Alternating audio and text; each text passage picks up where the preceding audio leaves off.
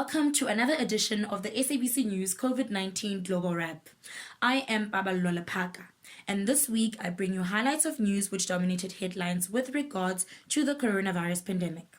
However, before we delve into it, let us have a look at some global stats. The world has currently recorded over 552 million COVID-19 cases, with over 527 million recoveries and over 6.3 million deaths.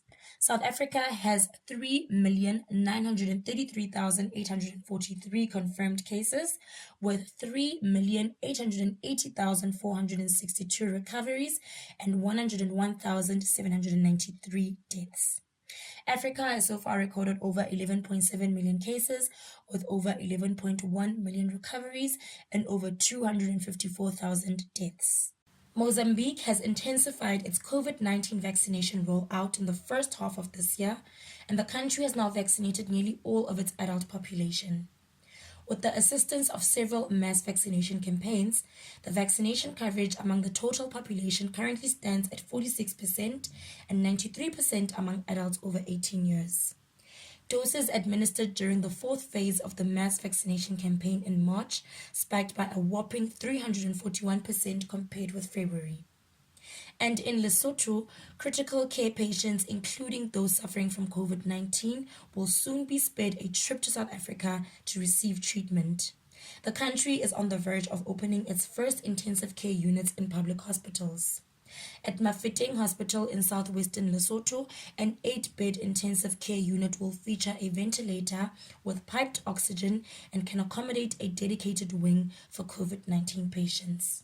And in international news, in the United States, Pfizer Inc. and partner BioNTech have signed a $3.2 billion deal with the U.S. government for 105 million doses of their COVID-19 vaccine. The deal includes supplies of a retooled Omicron-adapted vaccine pending regulatory clearance. Drug makers have been developing vaccines to target the Omicron variant that became dominant last winter. In Asia, a state-mandated Chinese mobile app that shows whether or not an individual has traveled to a city with COVID-affected areas will no longer specify such travel history.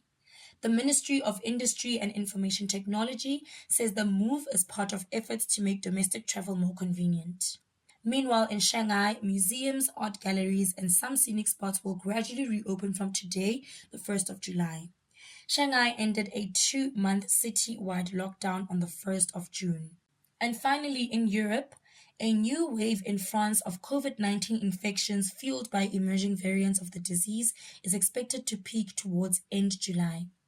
This is according to the French government's top scientific advisor, Jean-François de la Frézy. France reported over 124,000 coronavirus infections over the past 24 hours against 77,967 a week ago. The French government also recommended this week that people should start wearing face masks again in crowded areas, especially in public transport, to counter the latest surge in COVID-19 cases.